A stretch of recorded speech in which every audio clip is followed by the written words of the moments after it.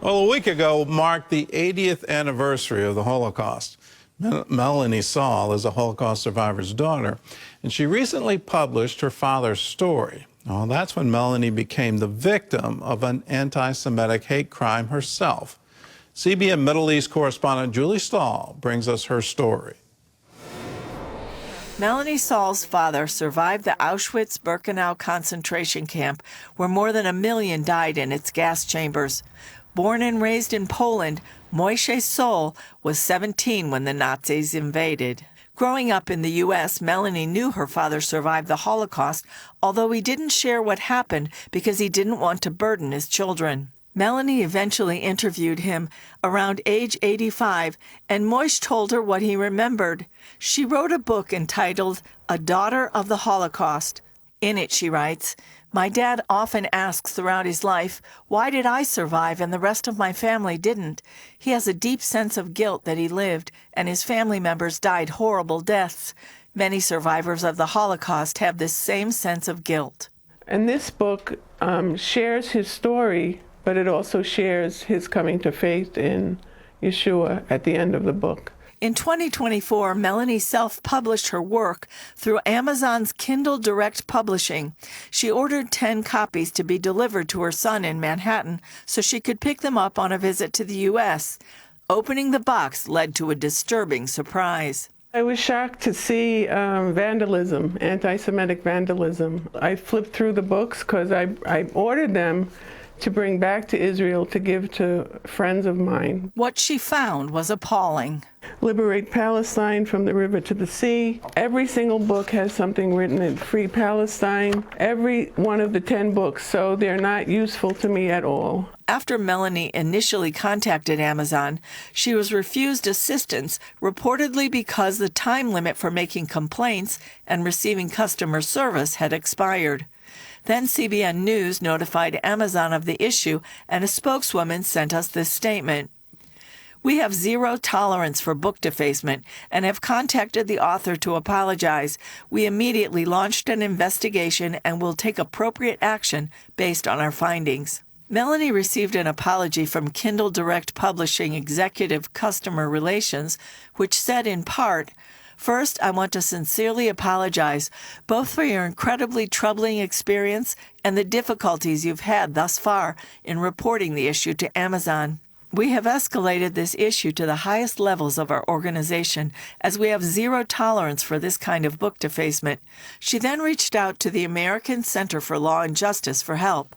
ACLJ, as soon as we saw the situation, immediately assigned lawyers who are experts in this area, did research to find out the relevant law, because there's federal law, there's state law, and put together a memo internally, and then put a demand out to Amazon, a legal letter to Amazon, to the general counsel, and he responded the very same day. ACLJ lawyer Jeff Balaban says Amazon expressed concern about the issue and is looking into it. We asked that they replace the books, and they're going to replace the books. Indeed, I believe they said they're replacing multiple copies of the book. So we'll wait and see that happens. ACLJ also demanded an investigation. Whoever did this presumably knows her family's address, because that's where the books were sent. And this could be a very dangerous person. It's certainly an unhinged person who hates Jews.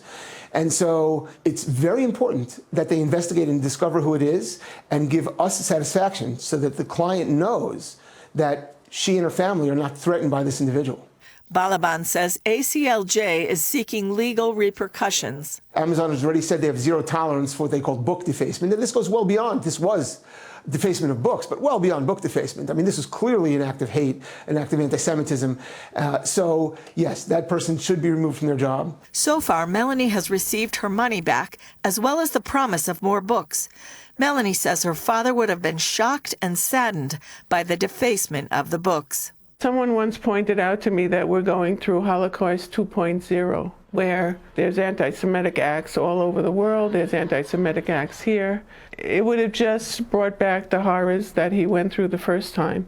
The most famous resolution or mantra or statement or idea to come out of the Holocaust was never again. But we're living in a time where we are seeing that never again is now. Balaban says the desecration of Melanie's book is a small but powerful example of what's happening to the Jewish people in the U.S. and around the world. the same hostile, evil energy seems to be alive in the world again. And the truth is, we know this, anti-Semitism, Jew hatred, it never goes away, and it can't be stopped. The problem is when it's all of a sudden, it's become open season. And the worst part of this is that what made it open season was the horrors of October 7th and the horrors of the atrocities. And all of a sudden, it's like this evil woke up in the world and said, oh, we can do this again? Let's go out and kill the Jews. Julie Stahl, CBN News, Jerusalem. Well, I think it can be stopped, and it can be stopped by people of goodwill to say, no, not on our watch. You don't get to do this. Realize what that slogan, from the river to the sea, Palestine will be free. Realize what that's calling for. It's calling for genocide. We live in a world where truth has been turned on its head, where Hamas can launch a horrific attack against southern Israel and do things that are unspeakable. And then Israel, in their response, to say, we need our hostages to be returned to us. We need to eliminate Hamas so it doesn't pose a threat to us any longer. In that, somehow or other, the world is saying that Israel is committing a genocide. River to the sea means every single Jew is to be killed. There can be no more Israel. There can be no more Jewish state. And based on the documents that Hamas, their very charter, calls for the killing of every Jew. That's where the genocide is. And that's where we as Christians around the world, need to say, no, not on our watch. You don't get to do this. This can't stand. And we need to be of one mind and one accord on this. We stand with Israel in their struggle in Gaza.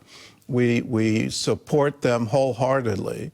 We ask for the return of every single hostage. We ask that Hamas unconditionally surrender and lay down their arms. We ask the international community to take action against any country that is funding this. If it's a proxy for Iran, if there's funding coming from Qatar, if these things are happening, then we are against that. You cannot continue to fund this kind of hatred. And to see it show up in an Amazon warehouse where someone intentionally defaces each one, they know the address of the recipient, all of that, and to call for the destruction of Israel, to call for the killing of every Jew there, and to have that show up right here in the United States and New York City, no, not on our watch. Doesn't happen. Well, you can find out how you can get a copy of Stories from a Daughter of the Holocaust, and you can find it on cbnnews.com. In all the turmoil there is in the world today, there is a source of absolute truth that will guide you. Transform your life through God's Word, CBN's newest study guide. You'll also receive insightful teaching from Gordon Robertson, plus access to Regent University's online course. You'll have all the information you need to guide your life. Get Transform Your Life through God's Word. Available now.